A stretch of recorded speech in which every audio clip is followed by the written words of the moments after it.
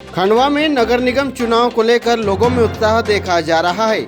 2 बजे तक करीब 34.9% मतदान हुआ है।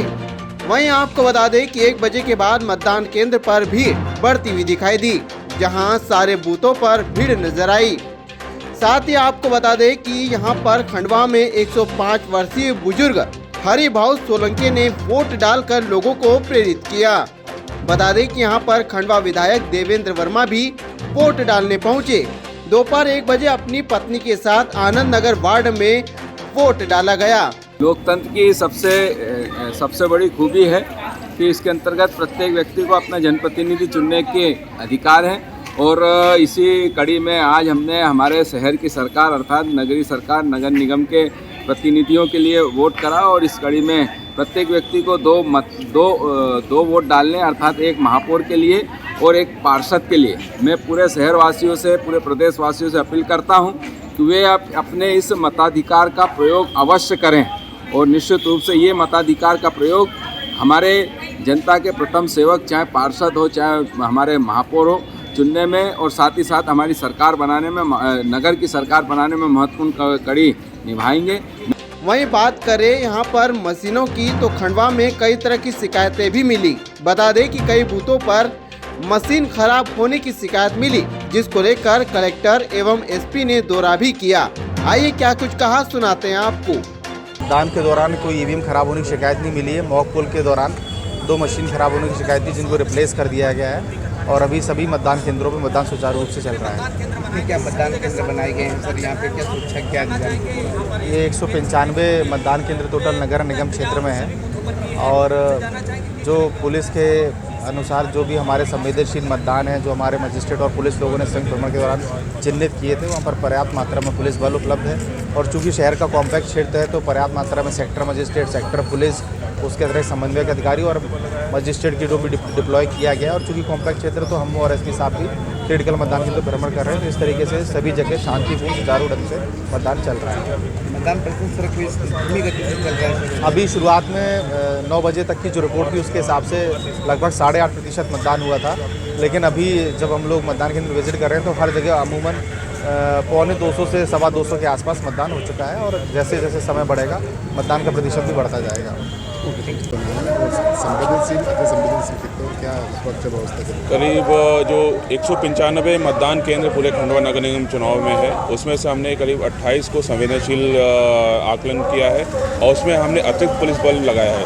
उसी संवेदनशील में हमने कुछ करीब 20 को वीडियोग्राफी से भी हम कवर कर रहे हैं और कहीं भी ऐसी कोई स्थिति निर्मित होगी तो उसमें उस हिसाब से उसमें हमारे साक्ष्य के आधार पर अग्रिम कार्रवाई इसमें की जाएगी। इसके साथ साथ जो नॉर्मल मतदान केंद्र है वहाँ भी पुलिस बल के साथ साथ एसपीओज उसमें नियुक्त किए गए हैं जो लगातार सुरक्षा व्यवस्था का ध्यान रख रहे हैं। हमारी 20 सेक्टर पुलिस मोबाइल्स लगातार अब उनके एरिया वितरित हैं, वहाँ पे लगातार भ्रमण कर रही हैं और शांतिपूर्ण मतदान के लिए लगातार प्रयासरत हैं। हमारे कुछ थाना प्रभारी और जीओ साहबान भी लगातार भ्रमण कर रहे हैं और कुछ हमारी क्विक रिएक्शन टीम्स भी हैं कि कहीं अगर स्थिति निर्मित होती है तो उसका निराकरण करने के लिए तत्काल वो वहाँ पे पहुँचेंगे। इसके साथ साथ हमने ड्रोन से भी निगरानी कर रखे हैं। ऐसी कोई सूचना है कि इसी मतदान केंद्र अभी तक 7 बजे से अभी तक कोई ऐसी कहीं पे भी कोई ऐसी शिकायत नहीं मिली है। सभी जगह शांतिपूर्ण मतदान चल रहा है। कुछ छोटी मोटी जानकारियाँ मिली थी जिसका निराकरण किया गया। वहीं खंडवा के कई वार्डों में छूटपुट विवाद की घटनाएं भी सामने आई। बता दें कि वार्ड नंबर 30 में आंगनवाड़ी कार्यकर्ताओं पर लगा मतदाताओं को निर्दलीय कैंडिडेट के लिए वोट कराने का आरोप। जी हां, हंगामा देख कांग्रेस बीजेपी के नेताओं ने बूथ पर शिकायत की। बताइए। अभी हम लोगों को क्या है, हम लोग यहाँ खड़े हैं, हम सब किसी को भी जाने नहीं दे रहे।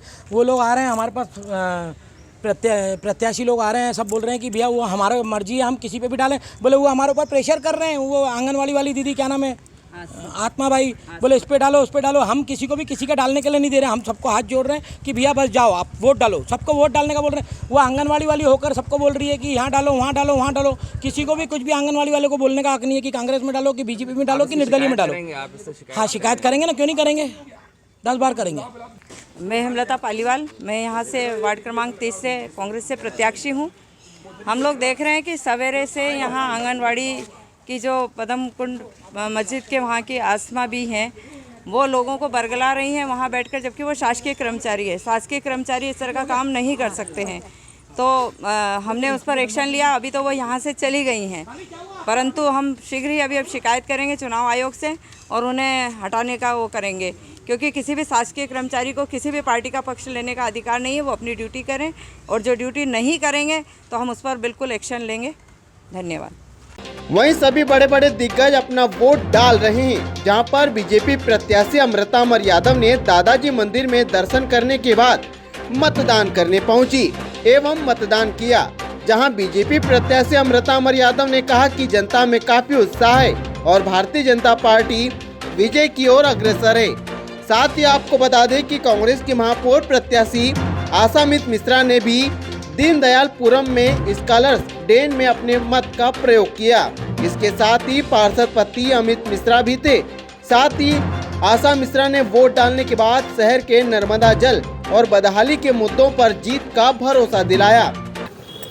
इस बार मुझे बहुत खुशी हो रही है, क्योंकि मैंने एक खंडवा के सुधार और खंडवा की जनता के लिए वोट दिया है और मैं चाहूँगी अवश्य ही मैं जीतूँगी। वैसे तो खंडवा का सुधार करूँ, जैसे 4 बार से महापौर बीजेपी के रहे हैं, फिर भी उनका कार्यकाल में पानी की समस्या बरकरार वही समय से रही है।